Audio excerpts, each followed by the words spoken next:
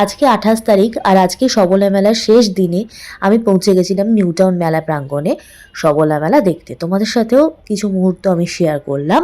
দেখো এখানে প্রচুর প্রচুর হস্তশিল্পের দোকান তো রয়েছেই, বিভিন্ন জেলার সব শিল্পীরা এসেছেন।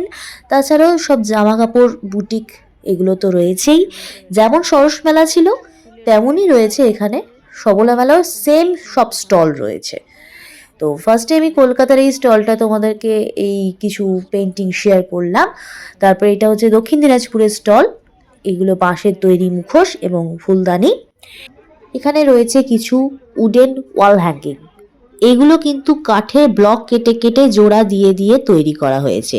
এখানে দেখো আম্বেদকরের মূর্তি রয়েছে, গান্ধীজির মূর্তি আছে, এখানে পিংলার পটচিত্র রয়েছে, বিভিন্ন কিচেন আইটেম, তারপরে লণ্ঠন, এগুলোর উপর সব আঁকা রয়েছে, খুব সুন্দর কালারফুল। তারপরে দেখো একটা মুর্শিদাবাদের ব্যাগের স্টল শেয়ার করলাম। এরপরে চলো তোমাদের সাথে কিছু মধুবনী পেন্টিং শেয়ার করি। বিহারের মধুবনী পেন্টিং খুবই কালারফুল এবং খুবই সূক্ষ্ম কাজ করা হয়, আর এগুলো বিভিন্ন পৌরাণিক কাহিনীর উপরে আঁকা হয়। তোমাদের একটুখানি ডিটেলে শেয়ার করছি যাতে তোমরা কাছ থেকে দেখলে আরও ভালো বুঝতে পারো যে কতটা সূক্ষ্ম এই কাজগুলো। আর এই যে কাজগুলো দেখছো এগুলো কিন্তু খড় দিয়ে, তারপরে পাতা শুকিয়ে কিন্তু এগুলো তৈরি করা, বা পাটের আঁশ কাঠ সমস্ত কিছু দিয়ে এটা তৈরি করা। পূর্ব মেদিনীপুরের একটা স্টল। এছাড়াও মেলায় বিভিন্ন জামা কাপড় দোকান ছিল, এছাড়াও আচার পাঁপড় বড়ি নলেন গুড় মোয়া এগুলো সব পাওয়া যাচ্ছিল। এখানে দেখো পাটের দড়ি পাকিয়ে পাকিয়ে কি সুন্দর জগন্নাথের মূর্তি, তারপরে পেঙ্গুইন হাতি, তারপরে কত সুন্দর পেঁচা হাঁস, কি সুন্দর সুন্দর সব বানিয়েছে।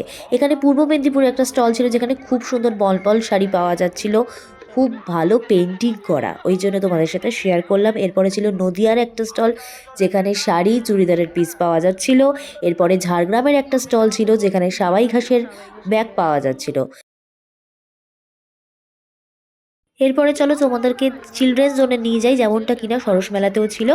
তারপরে তোমাদেরকে ফুড কোর্টটা একটুখানি ঘুরিয়ে দেখাই, এটা কিন্তু ফুড কোর্ট, এখানে চা পাওয়া যাচ্ছিল। এরপরে মেন ফুড কোর্টটা তোমাদের সাথে শেয়ার করলাম।